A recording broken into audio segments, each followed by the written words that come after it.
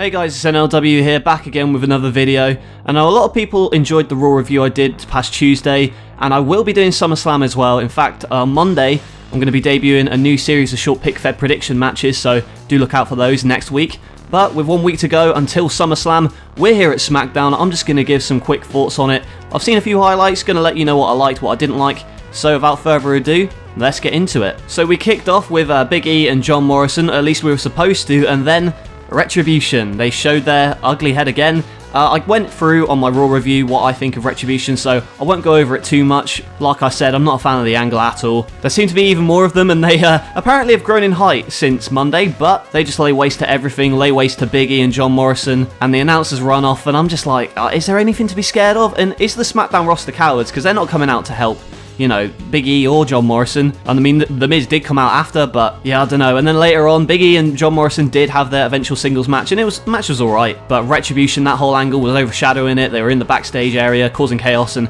just hitting things with bats. I don't get this angle at all. Like I said on Monday, I'll have to wait and see where it goes, but for now it's a thumbs down. They don't look intimidating at all, and the camera work as well, they're trying this manufactured home video shoot vibe, which just puts me off the whole thing, but I don't know, maybe I'm biased. Did you guys like the segment? Because I'm not coming around to it. Moving on, something I'm all for, tri-branded action, NXT, Raw and SmackDown. The winner gets a shot at Bayley's championship at SummerSlam, and lo and behold, Asuka comes out, attacks both of them. Asuka entering this tri-branded battle royal, and ends up winning the whole thing, and I did enjoy this match. You had Shotzi Blackheart, you had Tegan Nox, a couple other women getting time to shine. Shayna Baszler and Asuka the last two.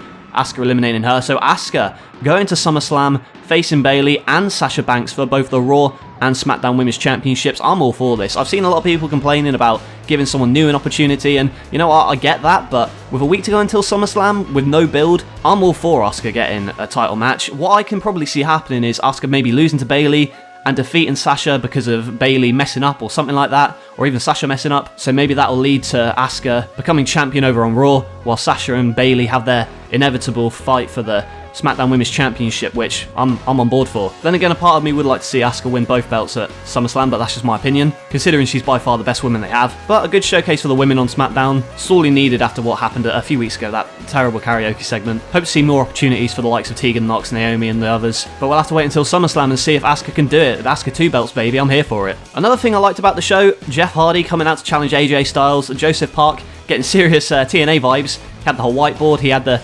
PISS system, you don't need me to say it out loud, not quite as good as the Dennis system, but AJ Styles' big whiteboard says, no one can challenge me. Well, out comes Jeff Hardy, he attacks him, writes his name, clear as day on the whiteboard, and he is going to challenge AJ Styles next, it seems. Again, I've seen a few matches of theirs in TNA. Hopefully they can stop mentioning Jeff Hardy's past and his drug abuse and everything like that, because the feud with Sheamus, I hated it, it was all tacky. I wouldn't mind elements of that here, but not so on the nose. Definitely want to see Jeff Hardy in a higher up program, and good thing he is against AJ Styles. The mid-card on SmackDown is doing well at the moment. And speaking of the mid-card, a match, my favourite match from SmackDown probably, Gran Metalik and Shinsuke Nakamura. Love both of these guys, especially Gran Metalik. I've been waiting for him to get an opportunity to shine really since the Cruiserweight Classic, because he's been dwindling on 205 Live and the Lucha House Party, and although he's been having good matches, this now is a much higher stage for him. I'm glad he's getting time to shine in singles capacity.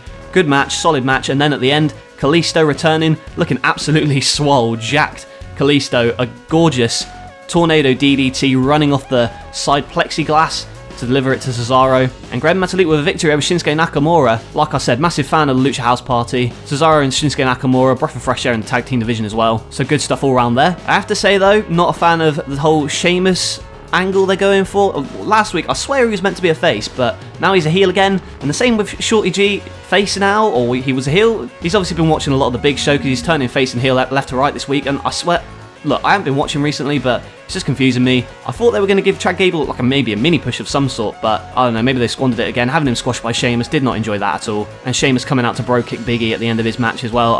Not a fan of how they're burying Chad Gable at the moment, and Sheamus and Corbin, don't really need to see that, to be honest. And now we have the main event segment. Earlier on in SmackDown, Alexa Bliss, she was saying she was captivated by the Fiend, and at the end of the show, the Universal Champion, now bald Strowman, pun very much intended, wants to destroy the Fiend. Alexa tried to talk Braun out of anything he was doing. I mean, Braun has seemed a bit bland to me in recent months. Hopefully this heel turn can give him the kick up the arse he needs. I mean, the title run itself is about 2 years too late, and with this new persona, maybe Braun Strowman will retain at SummerSlam, I don't know. I do like the addition of Alexa into the fold. It could flesh out the Fiend's character a bit more, having a disciple, but hopefully they stop with the hokey, spooky stuff for the sake of it, like the Swamp fight. I thought that was trash. Hopefully the SummerSlam match is better with the Fiend potentially getting his title back. I'd love to see it. But this segment ends, Braun Strowman pushes up Alexa Bliss, so there's no doubt now he's full-blown heel. Drops her and then the Fiend comes out, saves Alexa, but maybe we're going to have to wait and see in recent weeks what the relationship between Alexa and the Fiend is. I have to say, this feud, much more interesting after that segment, to me at least. Before I didn't really care for it, now I'm fully invested, so that gets a thumbs up from me. All in all, not a bad show to be honest. I mean, it was much better than the cluster that was last week. I tried to watch it last week, thought about reviewing it, but I just didn't want to, it's so bad. This week, a little bit better at least. I don't like the Retribution stuff, the Shorty G heel turn being ignored. Don't like that. Sheamus as well. Not really a fan of his general character at the moment, but it could turn around, I'll see. Do like the Big E singles push. I'm intrigued by the Alexa Fiend angle, as well as a future matchup between Jeff Hardy and AJ Styles. I'm all for that too. And Asuka 2 belts. Hoping for it on Sunday. But what did you think of SmackDown? Let me know in the comments below. I'll try and reply to as many as possible. I will be reviewing SummerSlam, so look out for that when that's up. So look out for that next week. Also next week, I've started a new series of mini pick-fed matches. So on Monday, gonna upload the first of those. I'm recreating the Fiend versus Braun Strowman, how I think that's gonna happen for the Universal title, and then I may do one later in the week between Drew McIntyre and Randy Orton. I'm not quite sure yet, but look out for that Monday. Tonight, Metal is up, the debut of Pete Dunne, as well as Samoa Joe versus Carl Anderson. So like the video if you enjoyed it, subscribe if you're new, and I'll catch you guys later.